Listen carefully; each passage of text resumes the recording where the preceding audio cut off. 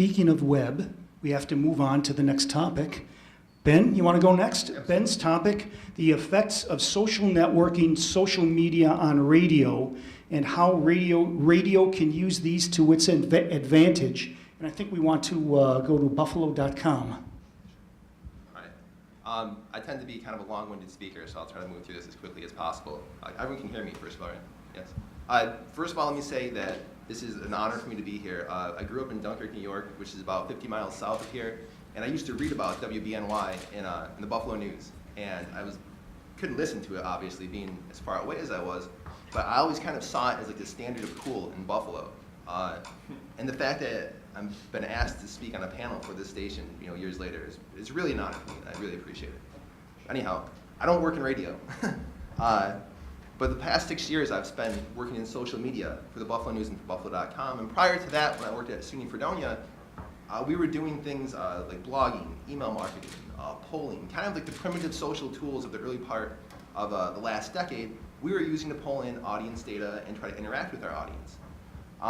My industry that I work in, the newspaper industry, has seen massive changes in the culture of communication over the past 10 to 15 years, very similar to what radio has seen, very similar to what television has seen, where we've seen internet, social, mobile technology really splinter the way our audiences get their news and their information. I don't work in radio, but radio has been part of my life since I was a kid. I remember listening to the open house party on the old Magic 102.5 when I was growing up. I remember listening to the Bills with their big comeback win against Houston in 1993, because you couldn't see that on television. That was a radio experience completely. I don't really even know what that game looked like to this day, because I remember listening to it. One of my fondest memories of my first job, working for the Observer down in Dunkirk, but I used to have to drive around all the time, was listening to the old WGR 55 WNSA Sports Wars. I remember listening to Howard and things along those lines, and it was fun. I have had conversations with you, Howard. You had a crazy call. Yeah, you didn't hear the other end because I was talking to my radio, but I've talked to this guy. So I don't work in radio specifically, but the story of social media and the story of mobile communication, social networking, is as important to what I'm doing as to what you folks are doing as well.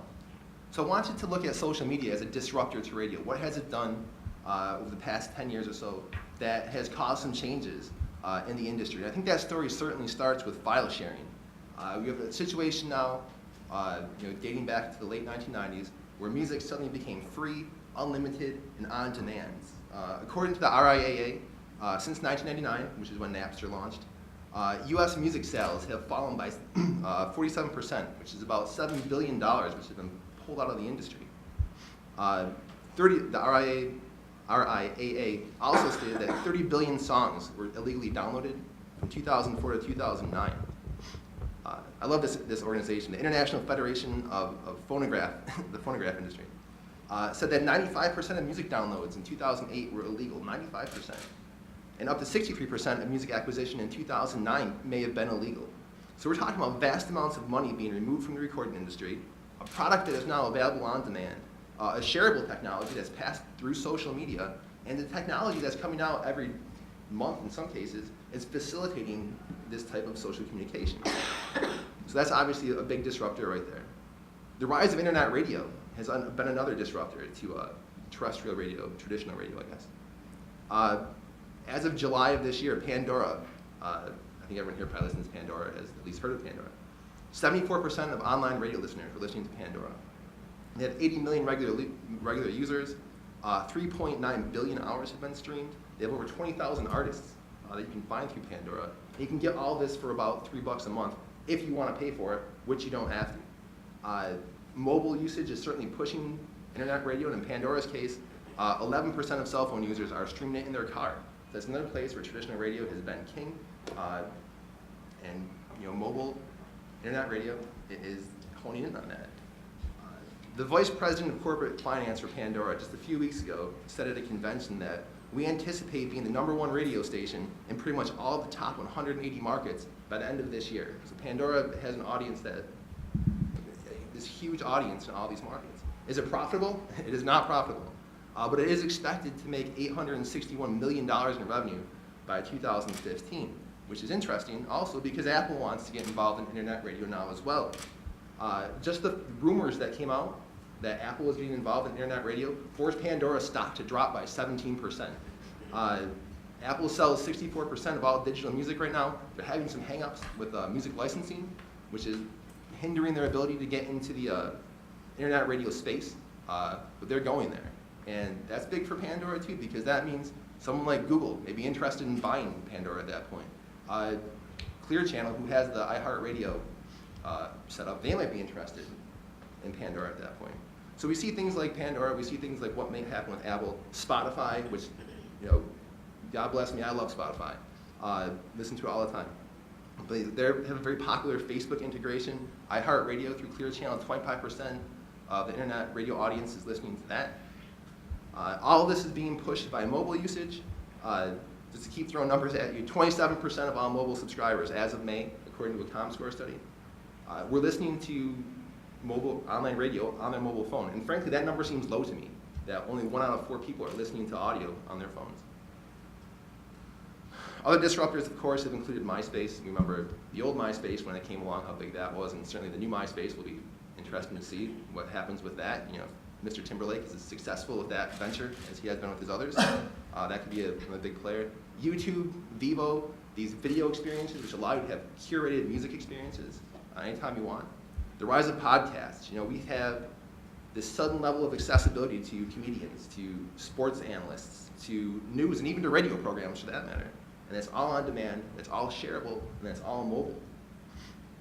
So when we look at this overall, we see that social media, the ability to share peer-to-peer, has resulted in radio losing content, losing audience, losing a certain level of awareness. It's changing listener habits, and it's certainly changing advertiser habits. And Pandora's going to be the #1 station in the market, and they can tell you exactly who listened to that station, exactly how long, whether or not they actually visually saw your ad, you know, whether they clicked on it. That's great.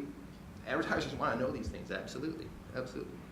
So how does radio respond to this and use this environment to its advantage? Traditional radio, and I'm not telling anyone here anything they don't already know, you know, its strength to the fact that it's local, that it is a curated experience. They're giving you, you know, the best of what is out there. That it is personality driven, that it's free, as mentioned before, the fact that it's free. You can get exclusive content. I can listen to WGR and hear NFL games, and it doesn't cost me a penny, you know? Whereas if I do that online, I have to have a smartphone, I have to be willing to pay for the data plan, things along those lines. And it's still a shared experience. You know, it's still something that you're sharing with other people in your community. You know, radio is not just radio, and it never was. From the days when, you know, Pound Dog Lorenz was sitting on top of a billboard down in Sheldon Square in downtown Buffalo, it was never just about radio, it's about the event, about the community that's formed around radio. And I think that's one of the big strengths that, you know, radio's going to build on it as we go forward here. Radio as a lifestyle experience. I see, you know, success coming from beefing up their websites, better web design, access to key local content, relevant news, relevant event information, things along those lines. A strong mobile presence, a strong mobile app, and not to keep, you know, pointing to the illustrious alumni down here at Howard, but GR does a great job of this, where they have, you know, a strong web presence and a strong mobile presence. You know, some stations are doing it right. We have to see it get better across the board. Radio will succeed as a cross-platform experience. Think of all the ways in which you can touch radio right now. Trust me, you can turn on your radio. That's a big way, obviously, first of all. But through the web, through mobile, through an app. You can find it through Facebook. You can find Twitter feeds from your favorite radio folks. You can see radio videos on YouTube. Use the iHeartRadio app. You're getting emails from your favorite radio station. You're going to events that your radio station is putting on. You know, are these a seamless, branded experience that, as, you know, a consumer, you're understanding and getting the full, you know, feeling of that radio station every time you hit one of these touch points? Or are some of those experiences kind of put by the wayside? When we talk about, you know, less dollars and less people in corporations sometimes right now, I think in media corporations, we're all kind of feeling that crunch at times. That means that much more work has to be done to make sure that these experiences are strong and that you're feeling the power of that brand, whether you're hitting it by clicking the radio on or by going to YouTube and watching the video of, you know, the personalities from that station, you know, doing something interesting. Ben, can I ask the panelists to comment on something? I've been taking some notes, a lot of notes here. Is it still radio if it's cross-platform? Is it just radio going to become another media brand? To me, radio has to have somebody, a human being there, telling me what songs are on the sports or the news. Without human beings interrupting once in a while, to me, it's not radio. I think that's a big plus for us. Ben mentioned it. One of the things that's great about radio, Tom will tell you the same thing, it's personality driven. We hope people are listening to WGR for sports. People are listening to find out what's happening to the Bills and Sabres. They're listening for opinions, but we'd like to believe they're also listening because of us, because of our personality. You have your favorite DJ, you have your favorite news talk show host, you have your favorite sports talk show host, and I think that's a big part of it. That's what separates us. There's ESPN and all that stuff, but you want to find out about Buffalo and you want to hear from a Buffalo guy about the Buffalo teams. Yes, it is important to have that human being. Again, there's a connection. I think people feel like they're part of the family. Like we're all like one big family at WGR, so like when you go out and meet people in the public, like, I might meet someone who I've never met in my entire life, but we feel like we're buddies because they listen to us all the time and they know about us, they know about our likes and our dislikes and, what's going on in our life because we're kind of public. Our lives are on display on the radio. I think that's incredibly important. There's that connection between us and the listener, all of you people out there, that is a very important part of the radio relationship.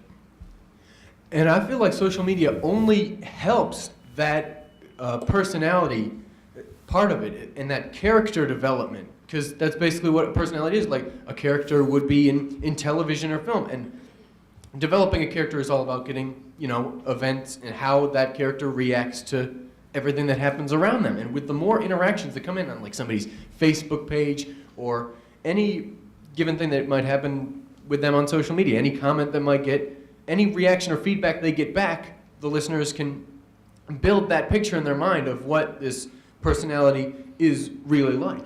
Of all the things, we were at Bill's training, quick story, I know we're running late. Of all the things we did at Bill's training camp, which, interviewing coaches, players, blah, blah, blah, Marcel Dario shows up one day.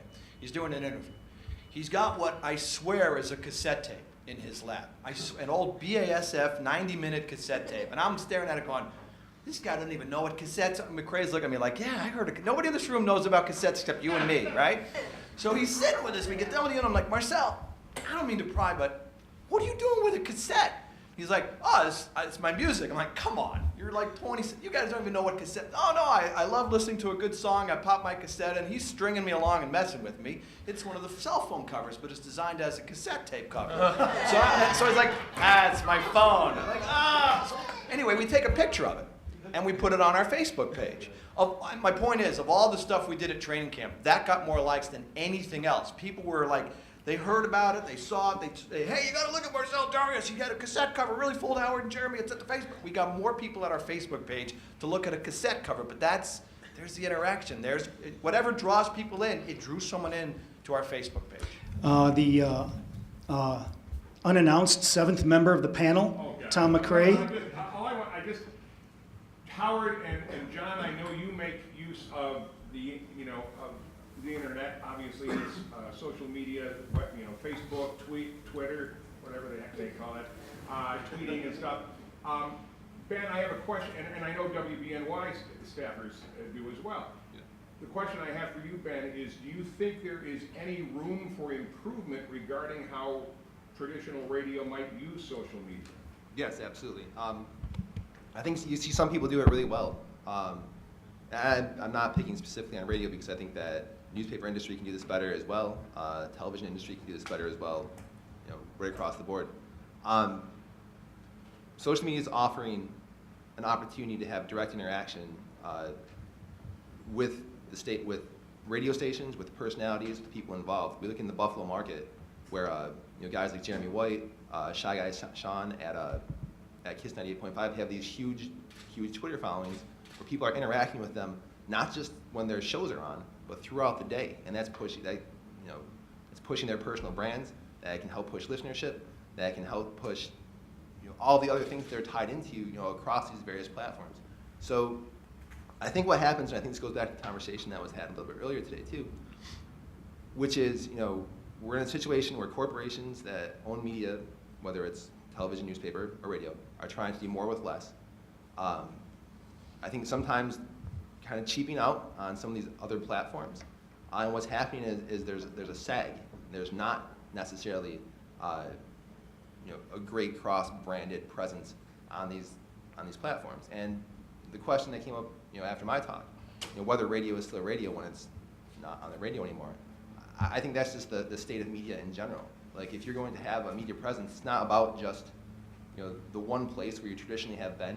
Is you are now a media company, and you have to make sure all these different presences are strong. Okay, yeah, One of the- real quick, then we're gonna have to Yeah. move on. Just, I think there's another side to that coin as well. When I was at BNY, there was a guy who came on after one of my shifts, Commodore John. You guys remember Commodore John? Who was a powerfully strange individual, but he did an unbelievable show. And the thing was, Commodore, with social media and Twitter and Facebook and all of the tools we have digitally, everyone's kind of always available, and every thought and concern and whim you have is known to whoever chooses to participate. And I do think there's an argument to be made to making yourself a little less accessible, to making yourself exclusive, to cultivating a sense of, I'm appointment broadcasting. Or if you really want to see Commodore John, you got to tune in at 2 a.m. on Friday morning, which was, and I would end up staying there late. I'd get locked into some crazy mix he would do, or he'd do bizarre stories, and it was really interesting, and if I wasn't there, I wasn't going to listen to it. And so I think there's something about withholding a little bit and creating some exclusivity to make it seem kind of cool. So I All think right, there's John. some value there. Thanks. We're gonna move on. How about Howard? You wanna talk about the future of sports broadcasting? He promised. Well, it depends. If the Bills are here, then if not, there'll be no future of sports broadcasting. Thanks for having me. First of all, I did want to say it's nice. I'm the old guy on the panel. I was not around for the signing of the Declaration of Independence, but I was around for WSCB turning into WBNY in the fall of 1982. It's really cool to come back and see everybody, see the involvement. And I think, Scott, you were talking about the stories about the people in the business. It's impressive. If you don't know the list, go ask Tom McRae. Channel 2, Channel 4, Channel 7, Buffalo News. I mean, Mark Gaughan, Bob DeCesare at the Buffalo News, two of their top sports writers, Buff State grads, they wrote for the Record. I'm not going to start reading off all the names, but our radio market, our TV market, there are a lot of Buff State and BNY alum in the market, so it's really cool to see that. Radio is still strong. Ben brings up some good points. In fact, quite honestly, I've had this discussion with Tom in the past. I was worried a few years ago. I was worried about the presence of satellite radio. I was worried about the proliferation of TV sports networks and sports channels and internet, and as I mentioned earlier, iPods and all these different things, because there's more competition. We can lose you in other directions these days. But radio is strong, and one thing, I know I'm supposed to talk about the future, but there will always be a constant, and we've touched on some of it already today. It's local, it's about your city, it's personality driven. You want to hear about the Bills, you want to hear about the Sabres. Maybe somebody at ESPN or NHL Network will bring it up, but you want to hear about it from someone in your town who sees that team and lives in your town and is about that town. And we'll always have that advantage. And that's one thing that will set us apart from everybody. Newspaper and TVs have evolved. You can go to the Buffalo News website now and you can watch video of Jerry Sullivan and Mark Gaughan and these guys, and they do chats. And TV's the same thing, but there's something, we'll always have our niche. We are, as John said, we are appointment radio. You want to hear Jeremy and Howard, 6 to 10. You want to hear what Shope and the Bulldog have to say, 3 to 7. You want to hear Murph at night, 7 to 9. You have different ways to hear it. You can turn on the radio, you can get it on your smartphone, you can stream it online, but it is still appointment radio, it is still personality driven, and it's like a community meeting place. You know, I think one of our big advantages, whether it's sports or news or whatever you're talking about, is a communal feel. Different things, and when the Sabres are in the playoffs or the Bills are in the playoffs, everybody just wants to be a part of the run, so to speak, and they do it through us. If you want to vent, it's Monday, and the Bills just got their butts kicked by New England the previous day at 6 o'clock in the morning. Our phone lines are ringing off the hook because people are angry. So we're there for you to vent. So I feel like a psychiatrist sometimes. You get on our couch and you tell us what your troubles are. But we're always there. Vent, cheer. One of the great things, it's not a great memory because it was a sad story, but it shows you the power of radio and why our future will always be strong. When Ken Hull passed away a couple years ago, Our show that day, and Mike and Chris in the afternoon, it was essentially a community wake. You know what wakes are? You go, you visit, you pay your respects, but then you swap stories and you laugh and you share your good times. Sure, there's some tears, but there's some laughter, and people just get together and remember that person. We provided, like this community wake, we provided a shoulder to cry on. People called 10 hours worth of shows that days, reminiscing. People listened to Jim Kelly was on, and Thurman Thomas, and Frank Reich, and Marv Levy, and Bill Polian, and people would email us and say, guys, you're helping me get through this day. You know, I'm getting choked up thinking about it. It was such an emotional moment, but we provide that. No offense to newspaper and radio. Sully wrote a fantastic column about Kent Hull, but there's only so much they can do, and there are some advantages that we have that nobody else has. And we'll always be there, whether it's an October surprise storm. I'm a listener. I'm not just a guy who works in radio. I'm a listener. The surprise storm hits, and I'm trying to figure out where the heck I can get gas in my generator so my basement doesn't flood. I turn on WBEN, Tom Bowerly's doing his show, and some guy calls up and said, hey, there's gas stations on Transit Road to Lockport. They're all open. There I go on the 990. So we will always provide a service, a community service, personality-driven, and no matter what changes are done, we'll always be there to provide that service. Having said that, how have we evolved? We have evolved a lot. You know, Ben had the news website up there, buffalo.com. I should put ours up, but don't worry about it. WGR's website has evolved tremendously over the years. And yes, to your point, Al, yeah, you want to have that human voice, that connection. But you can also connect to us through our website. You can read our blogs. You can read our editorials. You can read our opinions when the Bills suck against New England. You can click on our website and find out why I thought they were so bad. You know, before the Sabres season starts, if the Sabres season starts, you'll find out whether we think they're going to make the playoffs or not. So our website, our app, our Twitter, our Facebook. Oh, thank you very much. Okay. We have commercials at our website, for God's sake. We can make money off of our website now. Hey, and I just learned something. What's that? The Red Sox fired Bobby Valentine? Absolutely. So, I mean, look, you missed anything on our shows. We have an audio vault. It's on-demand radio. You know, we have Ryan Fitzpatrick on Monday mornings at 9. You were in a meeting at work, and you didn't just blow off the meeting. So you go here and, hey, let me hear what Ryan Fitzpatrick had to say. So we have evolved. Twitter is unbelievably important, maybe for our business more than anybody else's. I laughed at it when it first came out. I said, I'm never. Jeremy's like, you got to get on Twitter. You got to tweet. Yeah, right. People want to know I had Frosted Oats for cereal this morning. I'm not getting on Twitter. I did old guy thing, basically. But now Jeremy's got like 14,000 followers. For some reason, 7,000 people are following me. So it's a connection, Al. It's about connecting. We connect to you. Yes, you can turn on the radio and hear my voice. Ben can pick up a phone and call me. Thank you very much for doing that. I hope I wasn't too rude. But it's about various ways of connecting. You can still connect with us through that, and you can connect one-on-one with Jeremy or me or Chris Parker or Mike Shope through Twitter. And the app is incredible. The app is a great thing for us because no matter what, streaming online, you can stay connected to us. I'm in North Carolina the day Terry Pagula takes over the Sabres. I want to hear what the guy has to say. I'm a sports fan. He's taken over the team. So I tune in the app. I'm listening to the press conference. And if I missed anything, I go on our website. I'm sitting at the airport in New York at JFK, playing around with the app, going into the audio vault. So we continue to evolve. We find new ways to get our message across to you, breaking sports news on your cell phone. We'll always evolve, but there is a constant that will always, I think, keep radio and sports talk, local talk very strong. Okay, Howard, thanks. I think we need to move along. Rich Cumston will be next. And we asked Rich to comment on this. What kind of career in radio do you want? Give us your dream. Anything else you have to say? And then we'll hear back from the rest of the panel. I'll make it quick since we're kind of low on time, but ultimately, growing up, I was kind of lucky because I knew what I wanted to do. I used to come home from middle school, turn on Empire Sports Network, watch the Howard Simon Show with him and Jim Brinson every day. So I knew what I wanted to do from the time I was in middle school. I've always liked the idea of communication. I grew up with a speech impediment that I had until 5th grade. So the fact of me just being able to talk really excites me, I guess, and radio I felt was the perfect thing for me.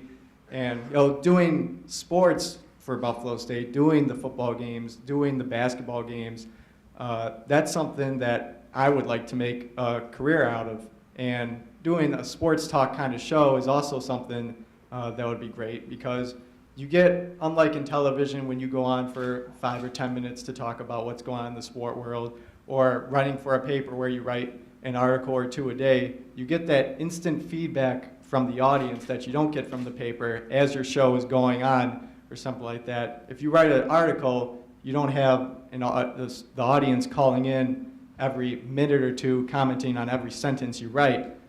If you're doing a radio show, you have the audience with you all the way. They're able to interact in a way that you can't quite reach on television or writing for a newspaper. So I definitely think that's pretty cool. And the thing I like about the radio station, especially at WBNY, is you're open to so many different things. Like I mentioned, my main interest is in sports, but it's hard to just worry about sports when you're surrounded by CDs in the studio, and it opens your eyes to everything else that's out there. Started off doing a music show for WBNY, and for some semesters I've continued to do a music show on top of my sports show because I've learned to like doing a music show. I've learned to like interacting with an audience, getting calls about requests and playing those requests, and just doing different things in the radio industry. So that's something that I've come to enjoy. And there's also news at our radio station, and Scott does production, stuff like that. There's so many different things that you could do at a radio station. You don't just have to focus on one thing. You could go in many different directions with it, and I think that's ultimately what makes it cool, I guess. So yeah, and I think as far as radio is for me and gaining this experience, I'd love to do broadcasting and make it a consistent thing, but I know that with everything I've learned at radio, I can turn around and make it somewhere else. You look at our general manager, Nick Stutzman, going to Channel 7 and being a webman there off his radio experience. So stuff like that definitely I think helps for the future. Paul, I want to ask you something, and from what Scott just said, hoping what he'd like to do, and what you presented early on, any comments, maybe pointers for Rich? Get your tool belt. What? Get your tool belt if you need. Get my tool belt. Wait, hold on a second. Now, here we go. Nick, I'm always thinking. I'm like, hold on, Nick, I'm thinking. You know what, Rich? I applaud you from taking the roadblock that you had, and you're able to go through it. You broke down that barrier, and now you're going on, and that's awesome. And congratulations. And take that and continue with everything that you've learned at WBNY and go on to your next level. Set your goals. I mentioned about setting goals. Set a goal for yourself. What do you want to do next? I wish you the best of luck. I think, if I could real quick, it's marketability. When you're out trying to get hired, what can you bring to me? What can you bring to my company? What Rich said is what I tell it. If students come in and ask me about advice and all that, I tell them exactly what he just said. I wanted to be a sportscaster. That's all I ever cared about. Great. So my first job I was doing news, and after that I played country music, and I did traffic reports. I did everything. But I had to wait for the opportunity to get to what the point is. Do everything. Do radio, do TV. I don't even care if you could care less about being a journalist. Write a column for the paper. The more you do, cut commercials, produce shows. I had a disc jockey shift on Saturdays. I had no idea what I was doing. But the point is, it's about marketability. The more you can learn, the more you bring to the table, the more hireable you are, the more important, especially we're talking about budgets and paring down staffs. And if Rich comes to the table and says, yeah, I'm a talk show host. Hey, what else do you do? Well, nothing really. But, oh no, I write for the web, and I can produce, and I can play music, and I can do, in a pinch on a news story, I've got news, great, you're hired, because he can now handle multiple jobs for one company. So always. And that's what it's all about now. Yeah. That's what it's all about now. I want to just maybe lead into John Bobby's presentation. I've known John from day one. He was, if it wasn't for John, I wouldn't have been on BNY at all for all those years. He was my co-host at the beginning, and we've kept in touch over all the years. And I remember John saying, right. I was part of, and you practiced your craft no matter what it was. I was part of, I did recording reviews for a national folk music magazine. And John said, gee, I'd like to do that. And I remember you were always doing a lot of different things, and you just kept at it. And here you are today. Yeah, I mean, in many respects, I would say that for a student, it would be important to look at WBNY as not a radio station. in that, I mean, I'm from Syracuse, New York, and our daily newspaper just went to 3 days a week. And something like I think hosted radio, again, this might just be me, but I think it's going to evolve into kind of a boutique product.